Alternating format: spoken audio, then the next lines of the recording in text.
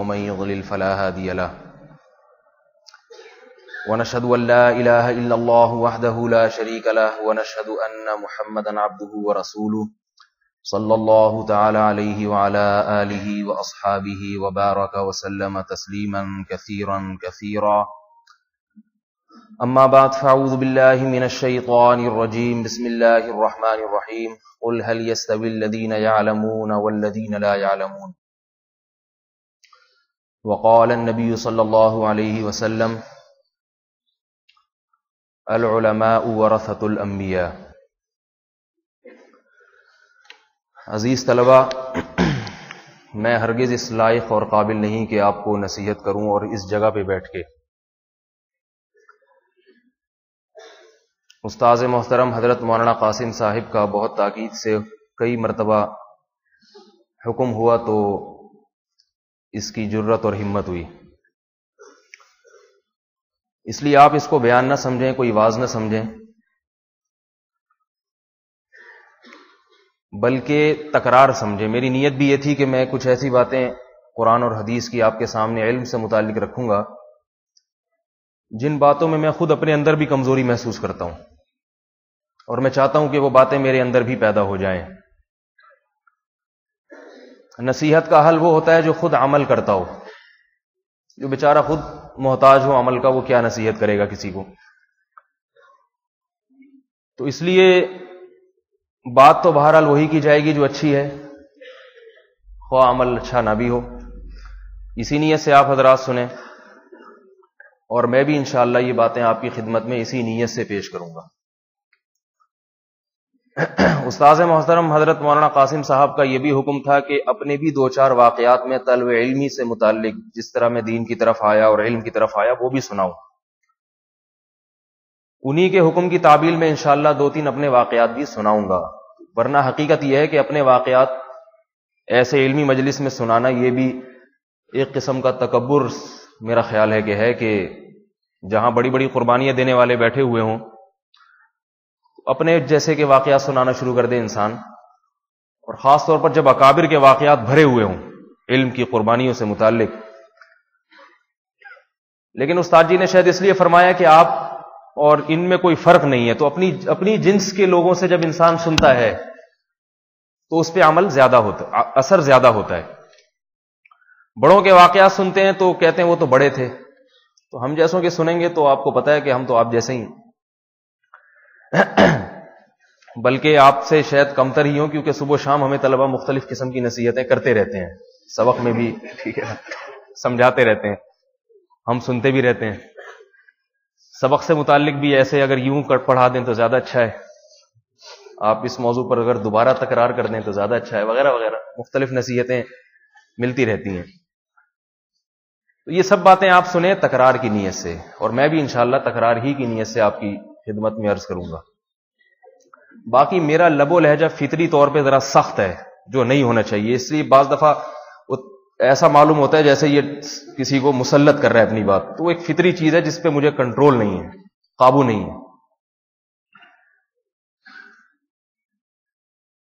آپ کو یہ بات معلوم ہونی چاہیے کہ اس وقت دنیا کے جتنے طبقات ہیں دنیا میں، اس میں آپ دنیا کے افضل ترین لوگوں میں سے ہیں۔ جس آدمی کو اپنی خود قدر نہیں ہوتی تو اللہ کو بھی اس کی قدر نہیں ہوتی۔ اگر کسی طالب علم کو یہ نہیں پتا کہ میں علم کے راستے پر چل رہا ہوں اور اللہ کی نظر میں میری کیا قدر ہے، تو یاد رکھیں پھر اللہ کے ہاں بھی اس کی قدر نہیں ہے، خود ہی قدر نہیں کر رہا اپنی۔ دولت مند آدمی کو اپنی قدر ہوتی ہے، لہذا وہ غریبوں کے ساتھ بیٹھنا بھی ناپسند کرتا ہے۔ دولت مند آدمی، آپ نے دیکھا ہوگا دولت مند لوگوں کو پتا ہے ہمارے پاس گاڑی، ہمارے لباس اچھا، ہمارے پاس دولت، تو ہم کیوں غریبوں کے ساتھ بیٹھیں؟ انہیں احساس ہوتا ہے، لہذا ان میں خودداری پیدا ہو جاتی ہے، استغنا پیدا ہو جاتا ہے، کسی کے سامنے ہاتھ نہیں پھیلاتے۔ مالدار آدمی اگر بے دین بھی ہوگا تو اسے مانگتے ہوئے بہت شرم آتی ہے، وہ یہ کہتے ہیں اس سے میرا جو تاثر ہے لوگوں کی نگاہوں میں وہ خراب ہو جائے گا۔ دولت مند کو اپنی دولت کی قدر ہے، مگر علم والے کو اپنے علم کی قدر نہیں ہے۔ وہ تمام کام کرے گا طالب علم لوگوں کے سامنے جو طالب علم کی شان اور علم کی شان کے مناسب نہیں ہے. سارے وہی کام کرتے ہیں الا ماشاء اللہ. اس سے عوام کے ذہن میں یہ احساس پیدا ہوتا ہے کہ انہیں جب خود اپنے مرتبے کی قدر نہیں ہے تو ہم کیوں ان کی قدر کریں. آپ دیکھیں آج دنیا میں جہاں علماء کے لیے زندہ باد کے نعرے لگانے والے ہیں وہاں مردہ باد کے نعرے لگانے والے بھی کم نہیں. جہاں علماء کی عقیدت میں ہاتھ پاؤں چومنے والے ہیں وہاں گستاخی کرنے والے برا بھلا کہنے والے بھی کم نہیں. اس کی وجہ یہ کہ طلب علمی کے زمانے میں چند باتوں میں احتیاط نہیں کی جاتی جس سے یہ امراض پیدا ہو جاتے ہیں. پہلی بات تو یہ کہ آپ اپنی قدر کریں. آپ کو آپ کی قدر کیسے ہوگی اس کے لیے میں آپ کو چند مثالیں دیتا ہوں. میرے ایک مرتبہ بیان ہوا علم کی فضیلت پر, کسی مجمع میں جانا ہوا. میں پریشان تھا کہ علم کی فضیلت پر میں کیا بیان کروں, کیونکہ اس میں چند آیتیں ہیں, چند حدیث ہیں, وہ پڑھ لیں, سنا لیں, ترجمہ کر دیا, ختم. اب کیا بیان کریں. مجمع ایسا تھا دنیا دار لوگوں کا. دنیا دار لوگوں کا مجمع ایسا مجمع ہوتا ہے کہ اس میں اگر آپ قرآن اور حدیث کی آیات پیش کرتے چلے جائیں ان پہ اثر نہیں ہوتا, کیونکہ اثر ہوتا تو دنیا دار کیوں ہوتے, یہ دیندار نہ بن جاتے.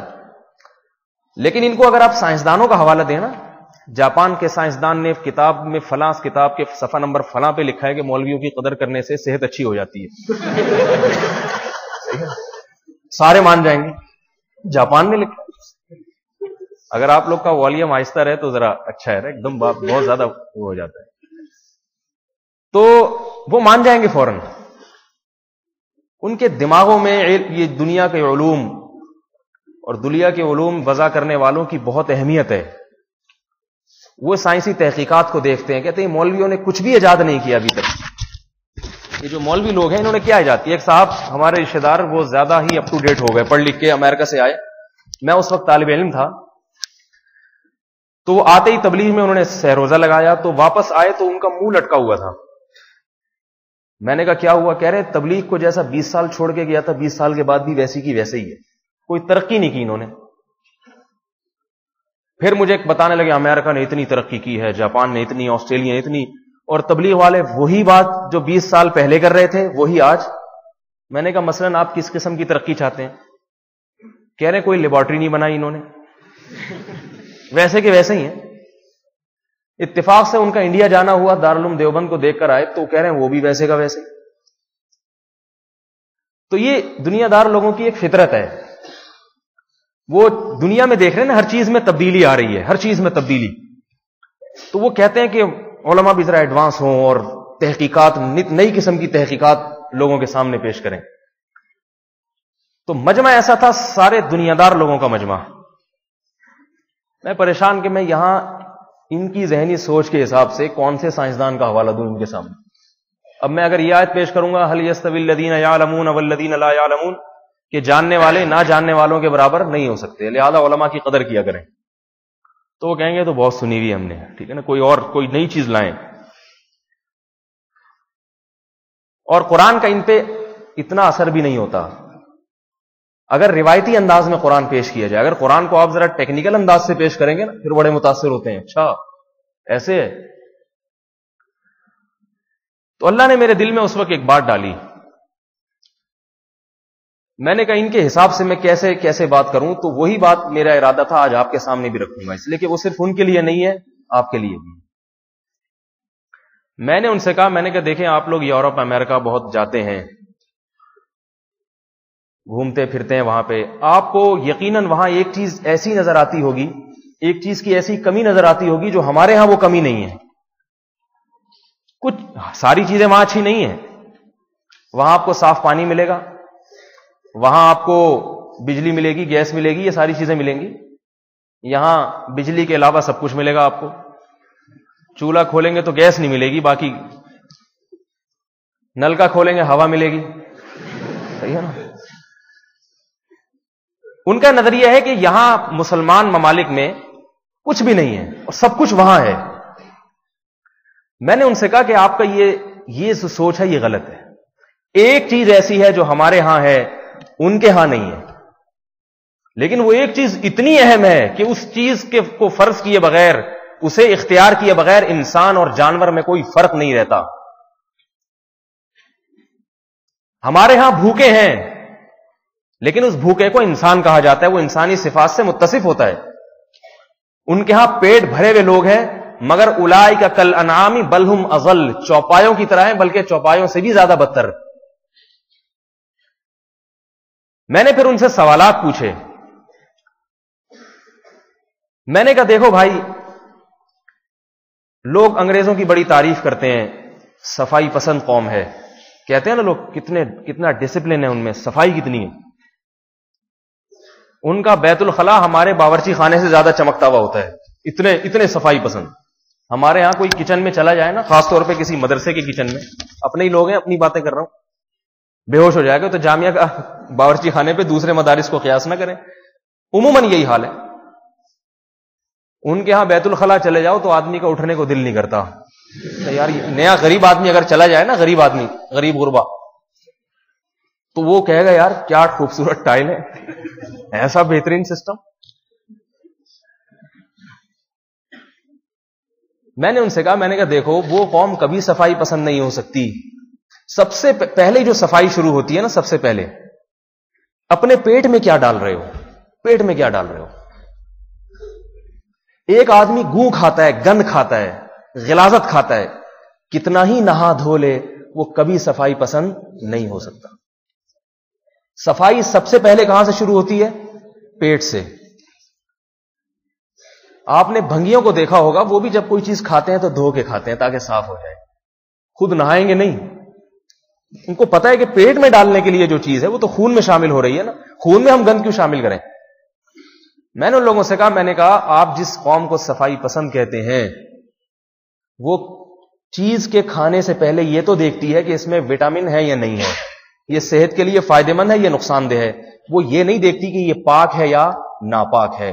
پاکی ناپاکی کا کانسیپٹ اور تصور اس معاشرے میں نہیں ہے. سمجھ میں نہیں آ رہی میرا خیال ہے بات آپ.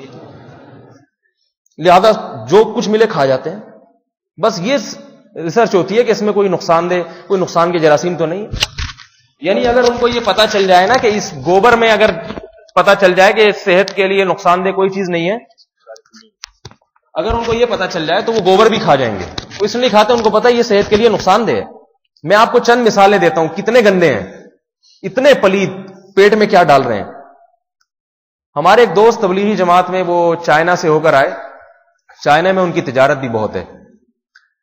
کہتے ہیں کہ میں چائنا میں، ایک دوستوں نے ہماری دعوت کی ہوٹل میں، ہم چلے گئے. عجیب واقعہ سنایا انہوں نے.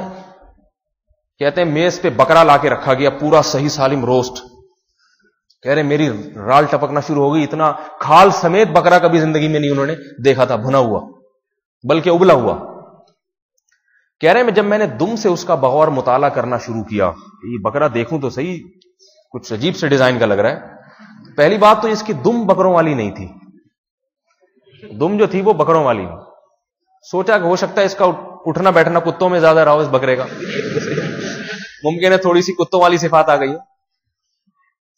جب دم سے مطالعہ کرتے کرتے گردن تک پہنچے تو پتا چلا یہ بکرا نہیں، کم بہت کتا ہے، یہ کتے کھا جاتے ہیں. وہ قوم صفائی پسند ہوتی ہے جو کتے کھا جاتی ہو. ہمارے ہاں کوئی کتا کھا لینا، میرا خیال ہے ملک بدر کر دیں اس کو. گھر کے قریب تو سوال ہی پیدا نہیں ہوتا کوئی اسے گھسنے دے، چاہے جائے کہ اس کو کھانے میں شریک کرے. کتا کھا جاتے ہیں یہ پڑھے لکھے چائنیز. میں نہیں ابھی وہ مثالیں دیتا کیا کیا کھاتے ہیں، مسجد ہے اور الٹی آنا شروع ہو جاتی ہے انسان کو ایسی باتیں سن کے. چوہے کھا جاتے ہیں اور معلوم نہیں بندر کھاتے ہیں، کیا کیا کھاتے ہیں. ابھی ایک دفعہ یہ گلگت میں میرا سفر ہوا تو وہاں ایک بلڈوزر میں ایک بوڑھا ڈرائیور، وہ کہیں وہ گرا، مجھے کسی نے بتایا، میں نے خود نہیں دیکھا. وہ بوڑھا ڈرائیور گر گیا، مر گیا کھائی میں، تو چائنیز اسی کو پکا کے کھا گئے. کھا جاتے ہیں. یہ درندگی کیوں ہے اس معاشرے میں، یہ میں بتانا چاہ رہا ہوں کیوں ہے. صفائی، انسان جو ہے نا، انسان جانور سے جو ممتاز ہے، وہ تہذیب میں ہی تو ممتاز ہے. انسان تہذیب یافتہ ہے، جانور میں تہذیب نہیں ہے، اور جانور کو تہذیب کی ضرورت بھی نہیں ہے. جانور ساری زندگی نہ نہائے اس کے جسم میں کیڑے نہیں پڑیں گے، انسان اگر ایک ہفتہ نہ نہائے تو اس کے جسم سے بدبو آنا شروع ہو جائے گی. فرق رکھا ہے اللہ تعالیٰ نے. انسان کو تکلفات کی ضرورت ہے انسان بننے کے لیے. وہ اپنی فطرت پہ قائم رہنے کے لیے اسے کچھ کرنا پڑے گا, محنت کرنی پڑے گی, ورنہ وہ اپنی فطرت پہ قائم نہیں رہ سکتا. جانور کبھی دانت صاف نہیں کرتے. انسان اگر دانت صاف نہ کرے کیسے کیڑے پڑ جائیں گے تھوڑے دنوں میں. تو سب سے پہلے گندگی شروع ہوتی ہے پیٹ سے. اس کے بعد انسان اپنے منہ کو صاف رکھنے کی کوشش کرتا ہے جسم سے زیادہ, جو سلیم و طبع انسان ہوگا, صفائی پسند ہوگا. یورپ میں اکثر منہ کی صفائی کا اہتمام نہیں ہے. جو لوگ یورپ سے امریکہ سے ہو کے آتے ہیں کہتے ہیں برش نہیں کرتے. اور ہمارے ایک رشتہ دار فرانس گئے, انہوں نے سنا ہوا تھا فرانسیسی بہت ہی نفیس قوم ہے دنیا کی, مشہور یہی ہے.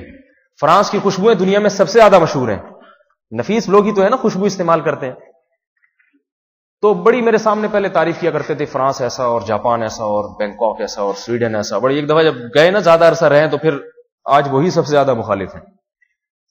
کہتے ہیں جب میرا فرانس جانا ہوا تو وہ جو دنیا کی نفیس ترین قوم تھی نا, اس کی نفاست کا مجھے پتا چلا کہ اتنی نفیس ہے کیوں, اتنا خوشبو کا استعمال یہ کیوں کرتے ہیں. کہتے ہیں اس لیے کہ جتنی بدبو اس قوم میں ہے دنیا کی کسی قوم میں اتنی بدبو نہیں ہے, لہذا ان کو اپنی بدبو چھپانے کے لیے اسپرے میں نہانا پڑتا ہے باقاعدہ. جس صابن سے نہائے اس صابن کو شیمپو سے دھونا پڑتا ہے, اتنے گندے ہیں. نہاتے نہیں کم وقت, یعنی 6 مہینے گزر جاتے ہیں نہاتے نہیں ہیں. صبح اٹھیں گے منہ کلی کیے بغیر, مسواک یا برش کیے بغیر کھا لیں گے, اور جب منہ سے بدبو آئے گی تو اتنی توفیق نہیں ہوتی کہ جا کے بیسن میں کلی کر لیں, منہ میں اسپرے کریں گے خوشبو کا تاکہ منہ سے خوشبو آئے. یہ تو وہ گندگی ہے. حالت جنابت میں دفتر چلے جانا نہیں حساب کتاب. میں سب کی بات نہیں کر رہا, بہت سے نہاتے بھی ہیں, جیسے ہمارے یہاں بہت سے ایسے ہیں جو نہیں نہاتے, تو وہاں بہت سے ایسے بھی جو نہا بھی لیتے ہیں, بہت سے ایسے بھی نہا لیتے. مردار کھاتے ہیں, مردار.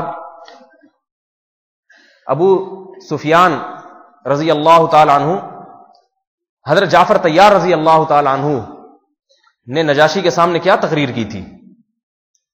نجاشی نے پوچھا کہ ان نبی کی کیا علامات ہیں. حضرت جعفر طیار رضی اللہ تعالی عنہ نے فرمایا کہ ہم مردار کھاتے تھے, اس پیغمبر نے ہمیں مردار سے منع کیا.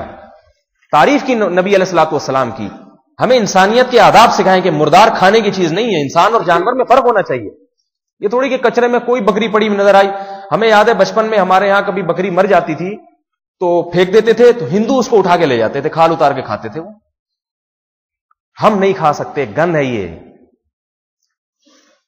یورپ والے کھاتے ہیں باقاعدہ, خون کو جسم سے بہانے کا کوئی حساب کتاب نہیں ہے. ہمارے جب بعض رشتہ دار جو برطانیہ میں رہتے ہیں وہ کہتے ہیں کہ ان کے ہاں جب گوشت پکتا ہے تو اتنا خون گوشت سے نکلتا رہتا ہے, کیونکہ جب ذبح نہیں کیا جانور, خون گوشت کے اندر سرایت کر گیا, وہی خون سالن میں شامل ہوتا رہتا ہے, وہی کھا بھی جاتے ہیں. ایک طرف اتنی گندگی, اور ہمارے ہاں خون اگر کپڑوں پہ لگا ہو تو جب تک کپڑے سے نہ دھو لیں نماز ادا نہیں ہوتی, اتنا اہتمام.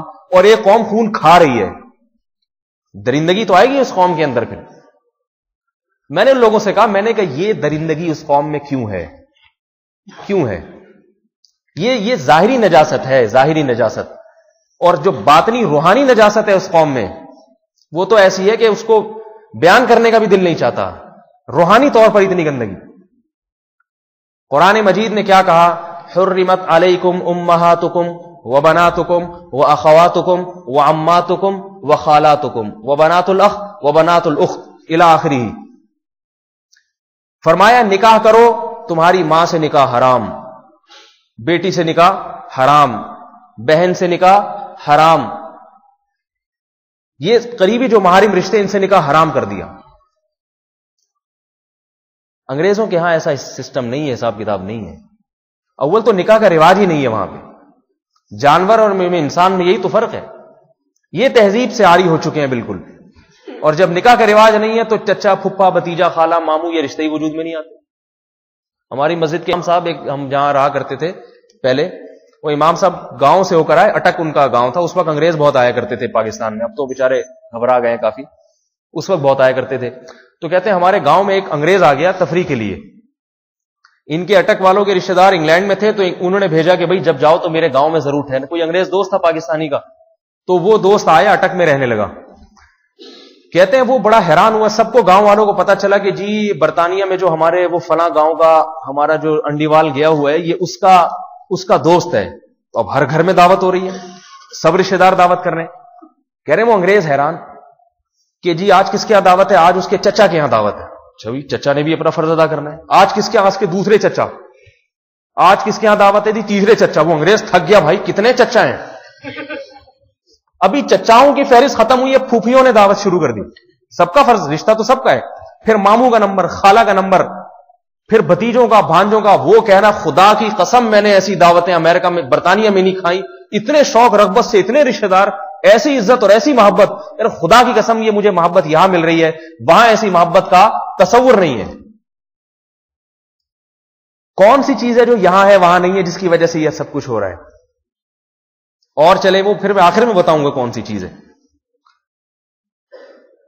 ایک فرانسیسی, یہ خبر آپ کو بتا رہا ہوں 1975 کی, آج سے 35 سال پہلے تقریباً.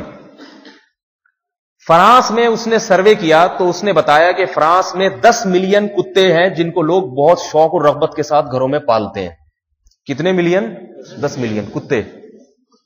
اور اونچے اونچی خاندان کے لوگ ان کتوں سے ایسی محبت کرتے ہیں, ان کو اپنے ساتھ دسترخوان پہ بٹھا کے کھانا کھلاتے ہیں, اور ایسی محبت کرتے ہیں جیسے انسان اپنے قریبی رشتہ دار سے محبت کرتا ہے. اس پہ یہ سروے کیا گیا کہ نہ تو گورنمنٹ نے کتے پالنے کی ترغیب دی ہے, نہ کتوں میں کوئی ایسے صحت بخش یعنی کوئی جراثیم ہوتے ہیں جس سے انسان کی صحت اچھی ہو جائے. تو یہ کیوں اتنے شوق سے پوری قوم میں کتے پالنے کا رواج بڑھ گیا ہے؟ سروے کیا گیا, اس کے بعد جو رپورٹ سامنے آئی وہ یہ آئی کہ اس قوم میں جو فیملی سسٹم نظام ختم ہوا ہے, یا فیملی سسٹم جس حد تک باقی ہے لیکن وہ جو حقوق رشتہ داروں کے, جیسے شریعت نے حقوق بتایا نا, صلہ رحمی ہے, ماں باپ کے سامنے اف نہیں کرنا, بڑا بھائی باپ کی جگہ ہوتا ہے, اس طرح کے جو آداب یہ چونکہ ختم ہو گئے ہیں اور انسان محبت کا بھوکا ہے, انسان کو محبت چاہیے, تو ان کو کتوں سے وہ محبت مل رہی ہے جو انسانوں سے نہیں ملتی. یہ اگر اپنے بیٹے کو اپنے ساتھ بٹھا کے دسترخوان پہ کھلائیں گے, ان کو یقین ہے کہ یہ بیٹا بڑا ہو کر میری خدمت نہیں کرے گا, یہ کتا میرا وفادار ہے, یہ وفاداری کرے گا, لیکن میری اولاد میری وفاداری نہیں کرے گی. یہ 1975 کی بات ہے, اور اب آپ دیکھیں تو کیا حال ہو گیا ہوگا, قیاس کر لیں اس کو. ساری ترقیاں موجود, سارے وسائل, سارے اسباب موجود, مگر یہ کیوں ہو رہا ہے؟ اس لیے کہ اس معاشرے میں ایک چیز ایسی ہے جو ہمارے پاس ہے, ان کے پاس, بولو بھائی, نہیں. اور بہت ساری چیزیں ایسی, وہ کیا چیز ہے جو ان کے پاس نہیں ہے؟ ہمارے پاس مولوی ہے, ان کے پاس مولوی نہیں ہے. سمجھ میں آ رہی ہے بات؟ ہمارے پاس مولوی ہے, ان کے پاس مولوی کے علاوہ سب کچھ ہے. ڈاکٹر ہیں, سائنسدان ہیں, اور انجینئر ہیں, مولوی صاحب نہیں ہوتے. کبھی سنا انگریز اپنے مولوی صاحب کے پاس گیا, اس سے مسئلہ پوچھا؟ کبھی سنا آپ نے؟ صدر اوباما نے فتویٰ لیا افغانستان پر حملہ کرنے سے پہلے اپنے مولوی صاحب سے کہ یہ جائز بھی ہے یا نہیں. فتویٰ, مولوی, مفتی, یہ ان کے ہاں ہے ہی نہیں. لہذا اخلاقیات سے متعلق جتنی تعلیمات تھیں وہ وہاں پہ صفر ہو گئیں, ختم ہو گئیں, اور روز بروز ختم ہوتی جا رہی ہیں. بھی تو معلوم نہیں کیا کیا قوانین وہاں پاس ہو رہے ہیں. ایسا لگتا ہے یہ وہ معاشرہ جنگلیوں کا معاشرہ ہوگا, انسان تو وہاں گویا بستے ہی نہیں ہوں گے, ایسا معاشرہ بن جائے گا. جاپان میں انسانی بچوں کو کھانے کا رواج بڑھتا جا رہا ہے. دیکھیں ہمارے ہاں کچھ دن پہلے کوئی مردار کھاتا تھا نا, کتنا اس کو ٹی وی پہ اور میڈیا پہ لا کے اچھالا گیا, اور لوگوں نے لعنتیں, اور اول آخر 11 دفعہ درود شریف پڑھ کے لوگ لعنت بھیجتے تھے اس کو. کیسا گندا مردے کھا رہا ہے, بیچتے تھے نہیں بیچتے تھے. لیکن جاپانیوں میں یہ کوئی اتنی غیر معروف نہیں ہے, کھا جاتے ہیں. دیکھتے ہیں کوئی دیکھ تو نہیں رہا, پی جاؤ, کھا جاؤ. بچے بھی کھا جاتے ہیں, چائنیز انسان بھی کھا جاتے ہیں. انسان کھا جاتا وہ کہاں سے انسان ہوگا؟ کوئی اخلاقیات نہیں, آداب نہیں. وجہ اس کی ہے کہ ان کے ہاں ہر چیز کا تصور ہے, حلال و حرام کا تصور نہیں ہے. اور کیوں نہیں ہے؟ کوئی حلال و حرام بتانے والا ہے نہیں. اور جو بتاتے ہیں تو ان کو پتا ہے کہ ان کے پاس اس چیز کے حلال یا حرام ہونے کی کوئی دلیل نہیں ہے. اگر ان کا پادری کہے گا نا یہ حرام ہے تو ان کو پتا ہوتا ہے اس پادری کو کہاں سے پتا چل گیا یہ حرام ہے. ان کی اپنی تحقیقیں تورات اور انجیل تحریف شدہ ہیں. ان کو خود معلوم ہے کہ یہ وہ تورات نہیں ہے جو پادری ہمیں بتاتے ہیں. ان کا اپنے مذہبی رہنماؤں پر قطعاً اعتماد ختم ہو گیا ہے. بالکل اعتماد نہیں ہے. کیوں ختم ہو گیا؟ میں ایک پادری سے میری بات چیت ہوئی. میں نے اس سے کہا مجھے یہ بتاؤ کہ عیسائیت اگر برحق مذہب ہے تو عیسائیوں میں مفتی کیوں نہیں ہوتے؟ مذہبی رہنما ہر مذہب میں ہیں، مفتی نہیں ہے کسی مذہب میں سوائے اسلام کے. مفتی کا مطلب مسائل بتانے والا. یہ جائز ہے، یہ ناجائز، یہ حلال ہے، یہ حرام، یہ پسندیدہ ہے، یہ ناپسندیدہ. یہ سارے کام کون بتاتا ہے؟ لوگ فون کرتے ہیں نا علماء کے پاس صبح و شام. میرے جیسے کسی کے بارے میں مشہور ہے نا مفتی ہے تو میرے پاس بھی فون آنا شروع ہو جاتے ہیں. صبح سے لے کے رات تک فون بجتا رہتا ہے. تو ہم جیسوں کا جب یہ حال ہے تو جو حقیقت میں ہوگا اس کا کیا حال ہوگا؟ کیونکہ لوگوں کو چاہیے کہ بھائی ہمیں حلال حرام کا پتہ چلے. لوگ علماء پر اعتماد کر کے پوچھتے ہیں کہ حضرت حلال ہے یا حرام. دنیا کی کسی قوم میں مفتی نہیں ہے کیونکہ ان کو اپنے دین پر چلنا ہی نہیں ہے. لہذا وہ صرف دم درود کروانے کے لیے 2-4 پادری رہ گئے بیچارے.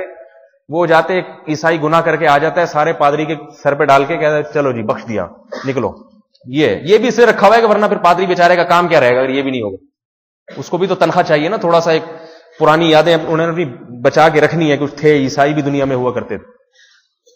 کچھ ہے ہی نہیں. ایک پادری سے میرا انٹرنیٹ پہ مناظرہ ہوا. اس کا نام تھا ٹائیگر خان.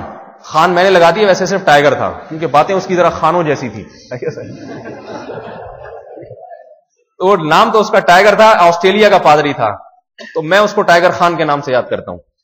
میں نے اس سے ایک سوال پوچھا. میں نے کہا میں نے پہلے یہ ظاہر نہیں کیا کہ میں مسلمان ہوں کیونکہ یہ بدک جاتے ہیں ایک دم بھاگ جاتے ہیں. میں نے اس سے ایک ظاہر کیا. میں نے کہا میں پوچھنا چاہتا ہوں عیسائیت کے بارے میں.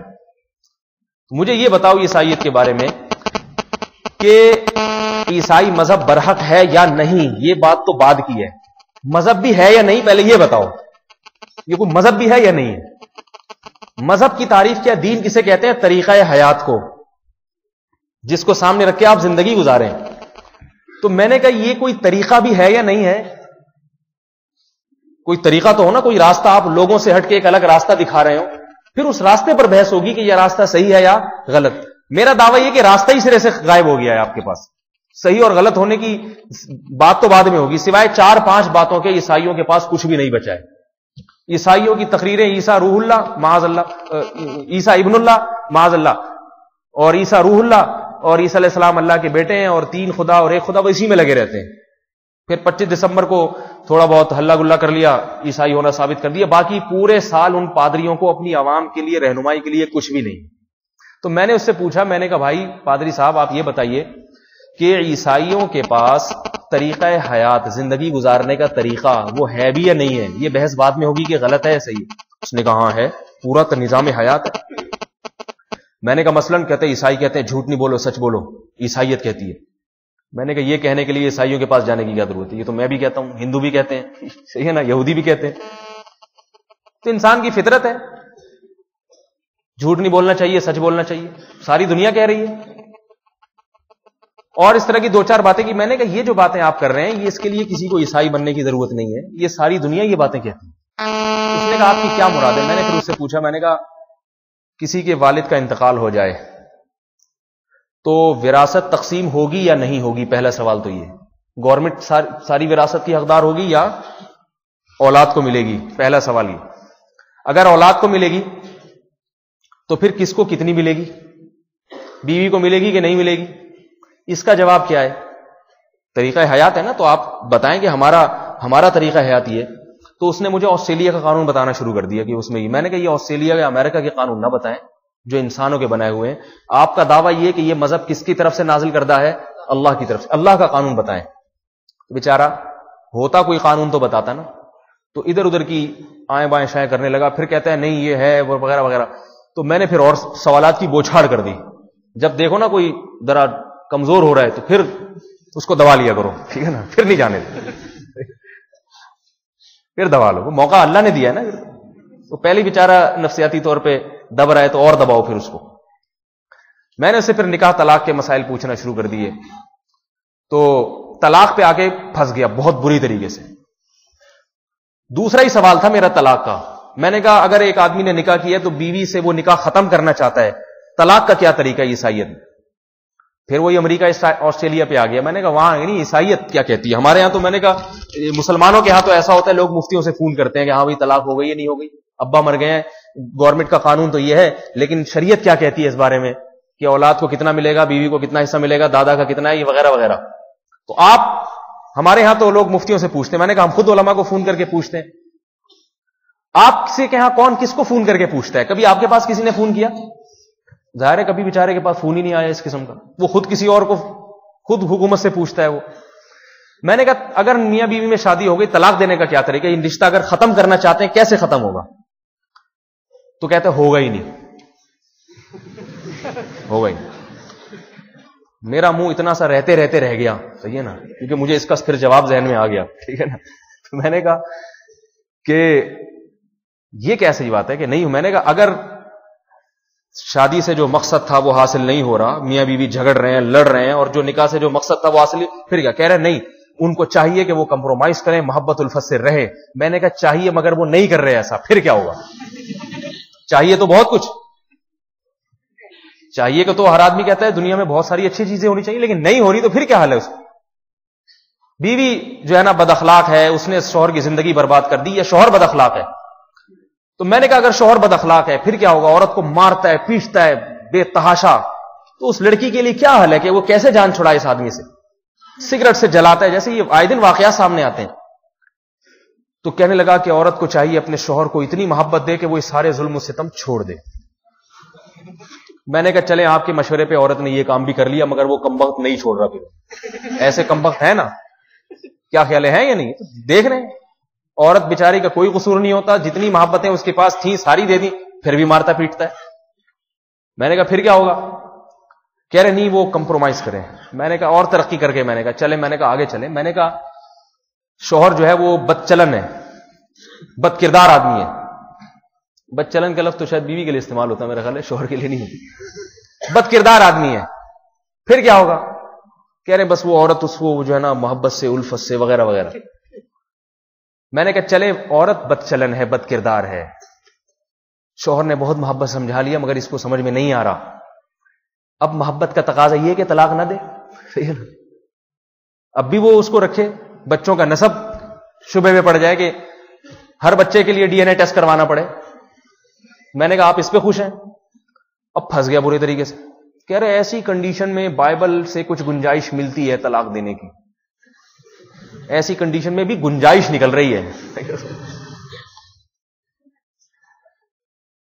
یہ خان جو میں نے اسے کہا نا علاقائی ضدیت کی وجہ سے, ورنہ خان کو پتہ چل جائے تو وہ تو طلاق ولاق کا بیچاروں کے وہ ہے ہی نہیں, وہ گولی ڈھشن بات ہی نہیں کرتا. وہ ان کا اپنا حساب ہے شریعت پہ چلنے کا, سیٹنگ تھوڑی اپنی طریقے سے. تو بہرحال اب وہ جب پھنس گیا بری طریقے سے, تو مجھے احساس ہوا کہ اس کو اپنی باتوں پہ شرمندگی ہو رہی ہے. پھر میں نے اور مثالیں دی, بیع و شراء کے احکام. میں نے کہا اچھا یہ بتاؤ, مسلمان تو دن رات جلوس نکالتے ہیں, جلسے کرتے ہیں کہ اسلامی نظام آنا چاہیے, آپ لوگوں نے کبھی کوئی جلسہ کیوں نہیں کیا کہ عیسائی نظام آنا چاہیے؟ میں نے کہا اس لیے نہیں کیا کہ آپ کو پتا کوئی نظام ہی نہیں ہے تو آئے گا کہاں سے, کیا پیش کریں گے عوام کو؟ ہمارے یہاں تو پورے اسلامی نظام بنا کے پیش کیا جاتا ہے نا, ہر چیز میں اسلامک بینکنگ بنا کے پیش کر دی, ہر چیز پیش کر دی جاتی ہے, پورے قانون چلتے رہے. سعودی عرب میں فقہ حنبلی ہے, پورا بنا بنایا, کتابیں ہیں باقاعدہ, ان سے عدالتوں میں فیصلے ہوتے ہیں. تو میں نے کہا ایسا آپ نے یہ دعوت کیوں نہیں چلاتے؟ تو وہ اس کو احساس ہو گیا کہ بھائی کچھ ہے ہی نہیں, واقعی کچھ نہیں. میں نے اس سے کہا, میں نے کہا بھائی آپ ایسا مذہب جس کی تعلیمات فطرت ہی کے مطابق نہیں ہے, ایک تعلیمات آپ نے طلاق کا مسئلہ پیش کیا, وہ ایسا ہے جو کسی کے سمجھ میں نہیں آئے گا. میں نے کہا یہی وجہ ہے کہ طلاق کے مسائل میں کوئی کسی پادری سے رجوع نہیں کرتا, اس کو پتا ہے یہ پادری خود بھی ان مسائل پہ عمل نہیں کر سکتا, ہمیں کیا کروائے گا؟ یہ خود بھی ان مسائل پہ عمل نہیں کر سکتے. اس کو پتا ہے کہ یہ دنیا میں کوئی ایسی قوم نہیں ہے جو طلاق سے متعلق مسائل میں ان مسائل پر عمل کرے, وہ بہت ہی بڑا بیوقوف اور احمق ہی ہوگا وہ.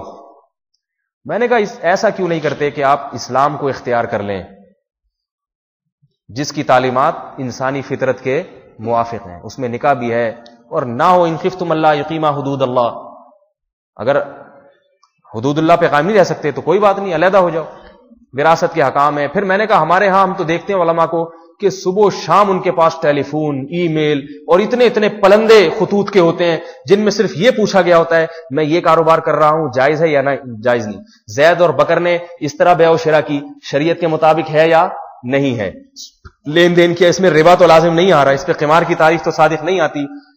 بہت سارے اتنے کہ آپ پڑھتے پڑھتے انسان کے بال سفید ہو جائیں وہ مسائل ختم نہیں ہوتے. اتنے ہماری کتابیں مسائل سے بھری ہوئی ہیں اور عملی طور پر یہ مسائل زندہ بھی ہیں الحمدللہ معاشرے میں.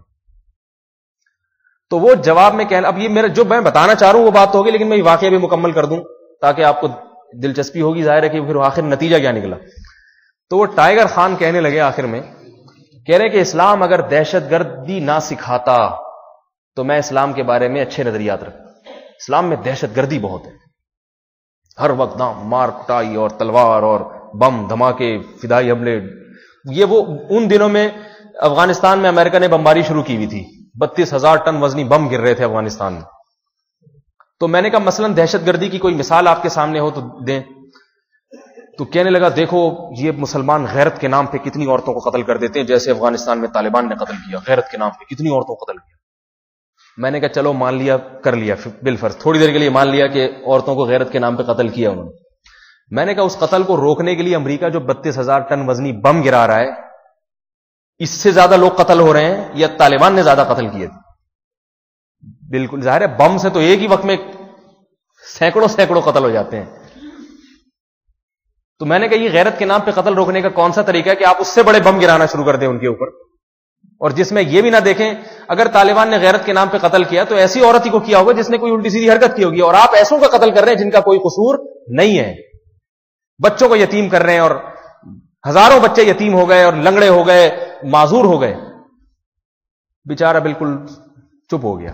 اب مسئلہ میرے ساتھ یہ تھا کہ یہ چیٹنگ ہو رہی تھی انگلش میں، اور میں آپ کی طرح ہوں، انگلش مجھے آتی نہیں تھی.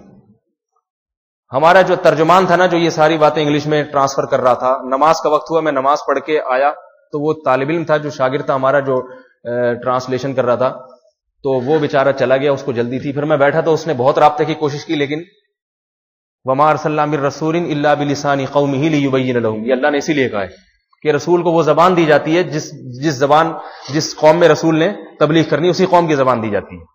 تو لہذا اس سے رابطہ پھر ہوا ہی نہیں. لیکن بہرحال چکر میں تو ڈال دیا، ٹھیک ہے نا، بات بنے نہ بنے چکر میں تو ڈال دی. تو میں اصل میں آپ کو یہ بتانا چاہ رہا ہوں کہ ان کے معاشرے میں ایک چیز ایسی ہے، ایک چیز ایسی ہمارے معاشرے میں ایک چیز ایسی ہے جو ان کے پاس نہیں ہے. ہمارے پاس مولوی ہے الحمدللہ، اور وہ انہی اداروں سے جاتے ہیں. آپ جیسے طلبہ ہی ہیں جو بعد میں مولوی بنتے ہیں اور پھر امت کی اقتدا کرتے ہیں. آپ لاشعوری طور پر قوم کی ایسی خدمت کرتے ہیں کہ دنیا میں کوئی سائنسدان، کوئی ڈاکٹر، کوئی انجینئر اپنی قوم کی ایسی خدمت نہیں کرتا جو مولوی اور عالم اپنی قوم کی خدمت کرتا ہے. اس لیے کہ عالم کے ذمے کام کیا لگا ہے؟ انسان کو انسان بنانا. ڈاکٹر کے ذمے کام ہے انسان بیمار ہو جائے ٹھیک کر دے گا اس کو. آپ کے ذمے انسان کو وہ تعلیمات دینا جس سے انسان اور جانوروں میں فرق ہو جائے. ان تعلیمات کی حفاظت بھی آپ کے ذمے ہے، ان تعلیمات کو امت تک منتقل کرنا بھی آپ کے ذمے. الحمدللہ علماء یہ کام بہت اچھی طرح، بہت عمدہ طریقے سے الحمدللہ علماء یہ کام کر رہے ہیں، اپنی ذمہ داری پوری کر رہے ہیں. ہمارا دین الحمدللہ آج محفوظ بھی ہے، یہ علماء کی برکت سے محفوظ ہے. علماء نے اپنی زندگیاں 8-8 10-10 سال مدارس میں لگائے، اپنی جوانیاں، وہ جوانی جس میں وہ دنیا کما سکتے تھے، اس جوانی کو قربان کر کے، اس دنیا کو قربان کر کے اپنی زندگی کا بہترین حصہ مدارس میں خرچ کرتے ہیں، اور اس کے بعد اس قابل بنتے ہیں کہ امت کی ان شعبوں میں رہنمائی کریں. ایک انگریز آیا بنوری ٹاؤن، کئی سال پرانی بات ہے، بنوری ٹاؤن کا سروے کر کے گیا. وہ کہتا ہے خدا کی قسم حیران ہوا اس پر، کہہ رہے ایسی قوم، یہ ایسی عمر کے نوجوان جو کما سکتے تھے، پڑھ لکھ کے ڈاکٹر انجینئر بن سکتے تھے، اس عمر میں 10-10 سال ایسی عمر کا بہترین حصہ دین کے علم کے لیے وقف کر دیتے ہیں. وہ بہت حیران ہوا کہ اس کی ہمارے ہاں وہ کہتے ہیں مثال نہیں ملتی. تو یاد رکھو آپ ایسی قربانی دے رہے ہیں جو دنیا میں کوئی قوم اپنے مذہب کے لیے ایسی قربانی نہیں دیتی. اور مذہب کے لیے قربانی نہیں، انسانوں کے لیے قربانی دے رہے ہو آپ. اس لیے کہ انسان کو اس شعبے میں جتنی رہنمائی کی ضرورت ہے، اس کے علاوہ کسی شعبے میں اتنی رہنمائی کی ضرورت نہیں ہے. انسان اگر چاند پہ نہ پہنچے ترقی کر کے کوئی نقصان نہیں ہے. لیکن اگر انسان کفر پہ مر جائے, اپنے خالق اور مالک کو نہ پہچانے, اور اس کے بغیر اس کی موت ہو جائے, تو اللہ کیا فرماتے ہیں؟ اولئک کالانعام بل ہم اضل. فرمایا یہ چوپایوں کی طرح ہیں, بلکہ چوپایوں سے بھی زیادہ بدتر ہے.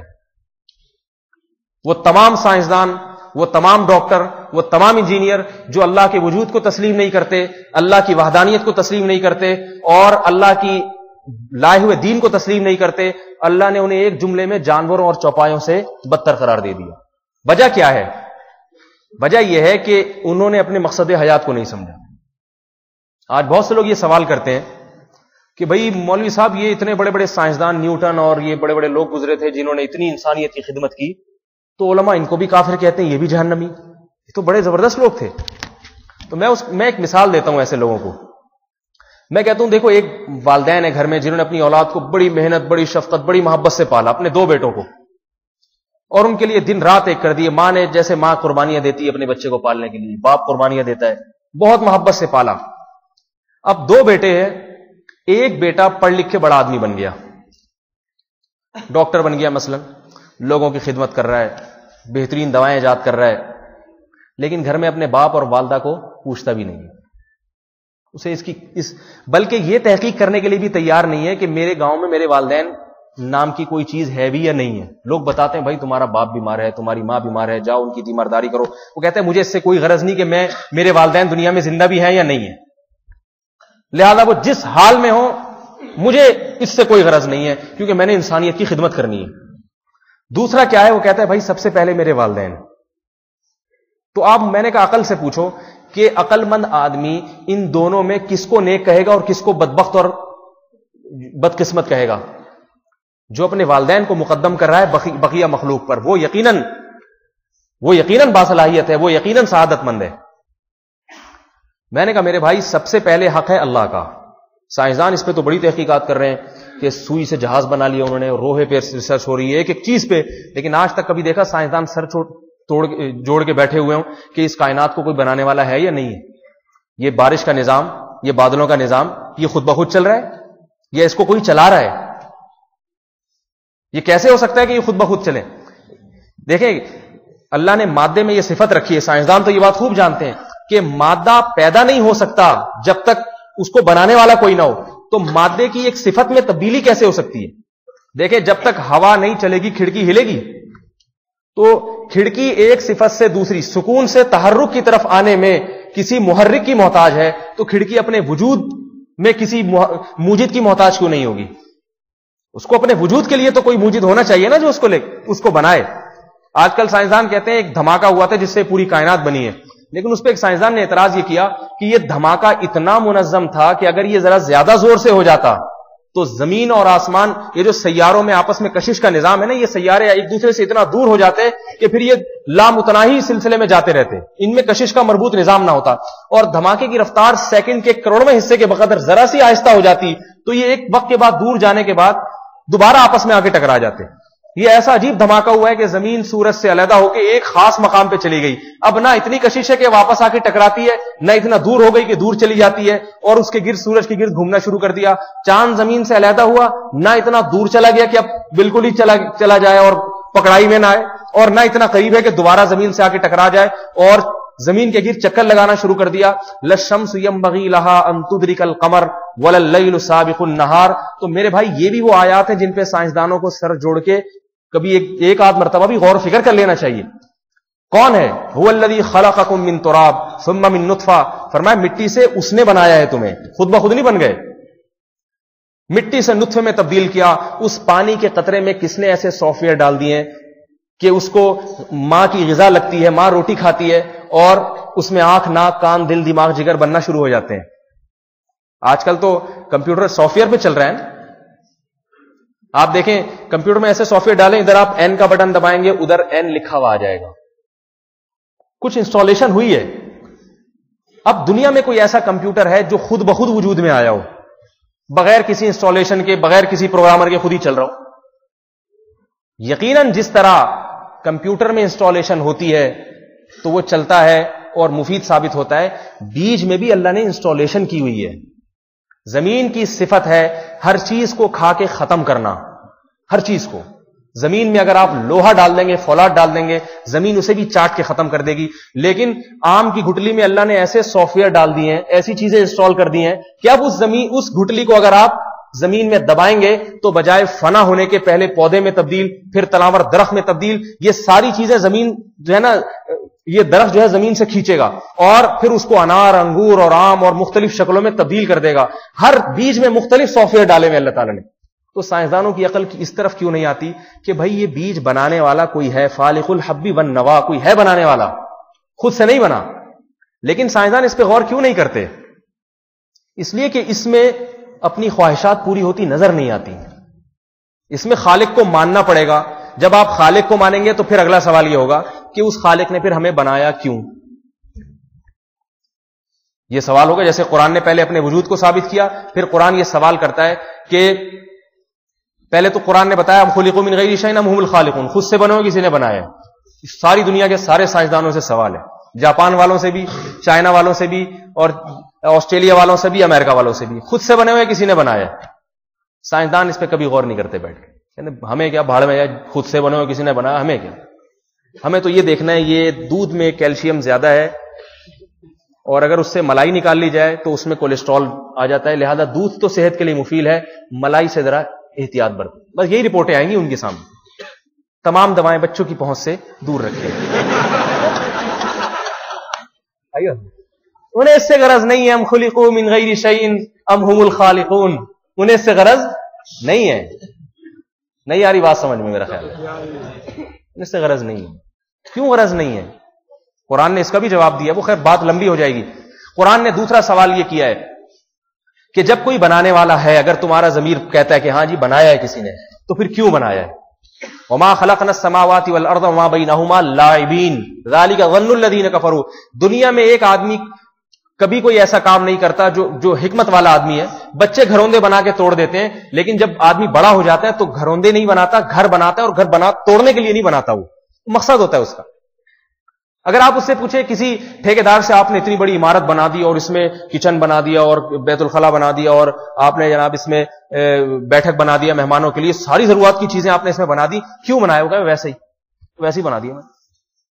لوگ کیا کہیں گے؟ اس کا یا تو دماغ خراب ہے. لیکن دماغ خراب ہے تو اتنی بڑی چیز بنا کیسے دی اس نے؟ تو لوگ کہیں گے بھائی آپ جھوٹ بول رہے ہیں، سچ بتائیں. اسے کوئی ریزن، کوئی وجہ بتانی پڑے گی. تو قرآن نے دوسرا سوال یہ قائم کیا ہے کہ ہم نے ساری نظام کائنات جو بنایا، اللہ نے تمام انسانوں سے کیوں بنایا؟ اس کیوں کا جواب دو.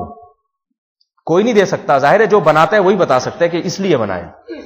اور اللہ نے سوال کیا اگر میں نے اس لیے نہیں بنایا تو پھر تم بتا دو کس لیے بنایا. تم بھی نہیں بتا سکتے تو اس کا نہ میرے دعوے کو تسلیم کرتے ہو، اس کا مطلب ہے ہم نے ویسے ہی بنا دیا. تو اللہ فرماتے ہیں ذالک ظن الذین کفروا، یہ ان کافروں کا گمان ہے. فویل للکافرین من النار، ایسے کافروں کے لیے جہنم کی آگ ہے. جو کسی عام آدمی کے بارے میں، پڑھے لکھے آدمی کے بارے میں تو یہ تصور نہیں کر سکتے کہ وہ ویسی چیزیں بنا دیتا ہے. خدا کے بارے میں تصور کر لیں کہ اس نے ویسی بنا دی، بس کھانے پینے موج میلہ مستی کے لیے بنا دی، ایسا نہیں. قرآن نے بتایا کہ باقی ساری کائنات میں نے کیوں بنائی. سخر لکم ما فی السماوات وما فی الارض جميعا منہ، فرمایا جو کچھ اس کائنات میں تمہارے لیے. باقی کائنات کا مقصد تو بتا دیا تمہارے لیے. اب پھر بات گھوم کے آ جائے گی پھر اس کو کیوں بنایا ہے؟ ساری کائنات کس کے لیے؟ انسان کے لیے. انسان کس کے لیے؟ وما خلقت الجن والانس الا لیعبدون. میری مانتا ہے اما شاکرن هل اتى على الانسان حين من الدهر لم يكن شيئا مذكورا انا خلقنا الانسان من نطفه امشاج نبتليه فجعلناه سميعا بصيرا. فرمایا پانی کے ناپاک قطرے میں دل، دماغ، جگر، آنکھ، کان، لسان اور شفتین بنا دیے. اور فرمایا کہ کیوں بنائے؟ نبتلیہ، ہم اسے آزمانا چاہتے تھے. اما شاکرن کہ یہ دنیا میں جا کے مجھے یاد رکھتا ہے یا مجھے بھول جاتا ہے.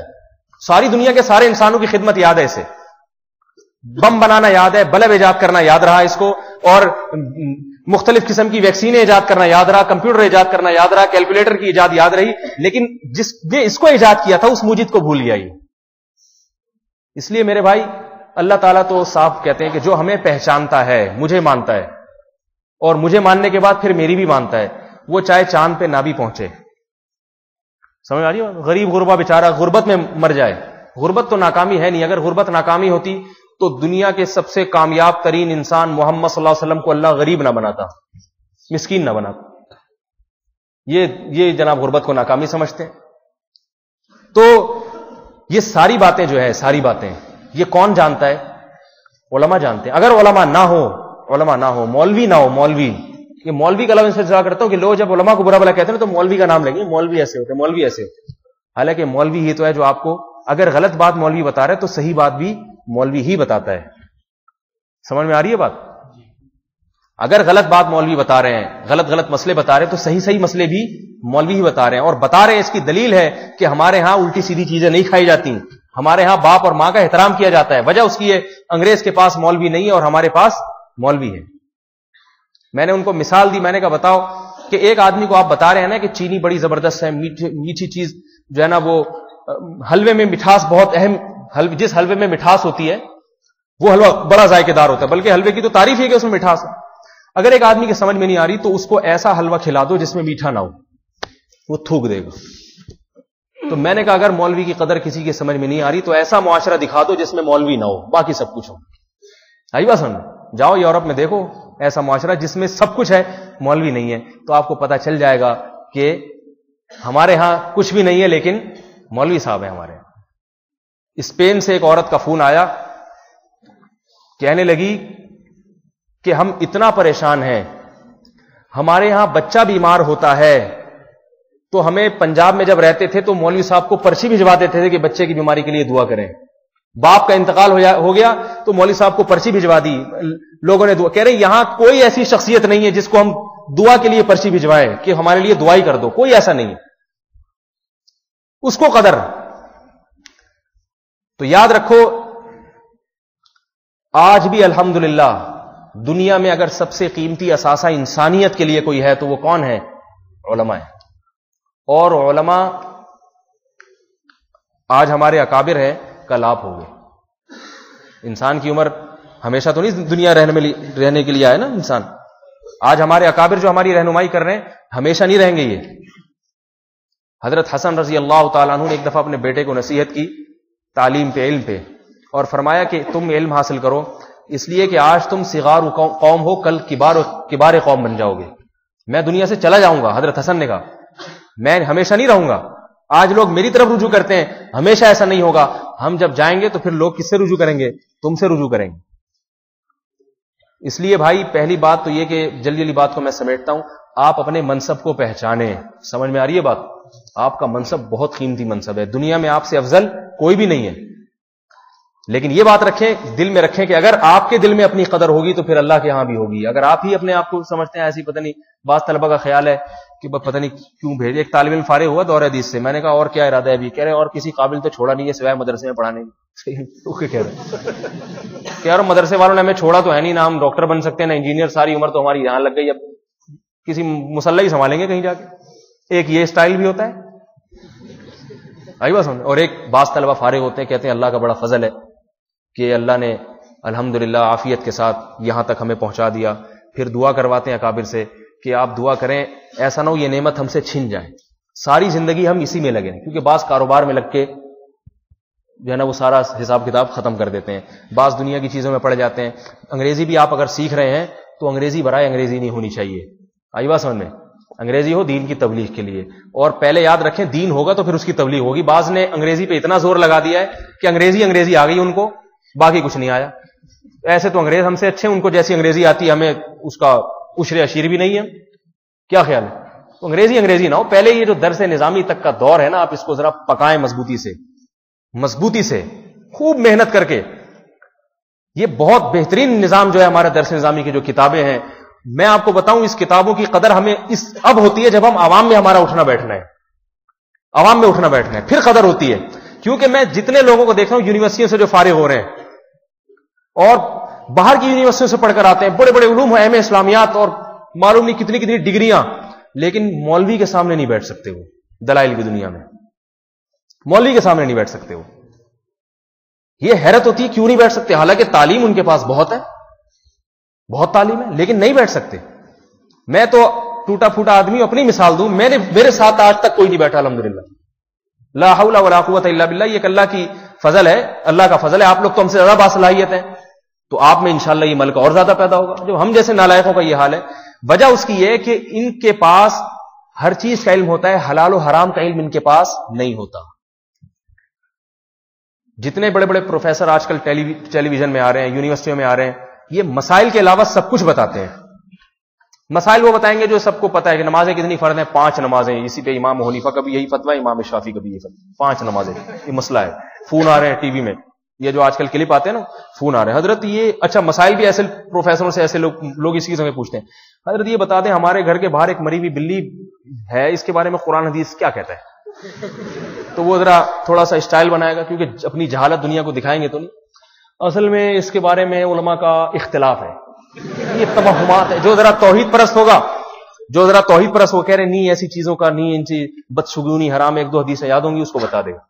اور جو بدعتی ٹائپ کا وہ کہے گا فوراً جو ہے نا آلتو جلالتو آئی بلا کو ٹالتو 7 دفعہ پڑھ کے اس کو پھونک لگا دیا, خطرہ ٹل جائے گا. اس سے پوچھتے ہی نہیں, عجیب عجیب باتیں پوچھتے ہیں. تو اس سے پتا چلتا ہے, میں ہمارے پاس صبح شام فون آتے ہیں, تو جب میرے پاس فون آتا ہے کوئی کہتا ہے نا مسئلہ پوچھنا ہے, تو ایسے طبیعت جو ہے نا عجیب سی ہو جاتی, پتہ نہیں کیا پوچھے.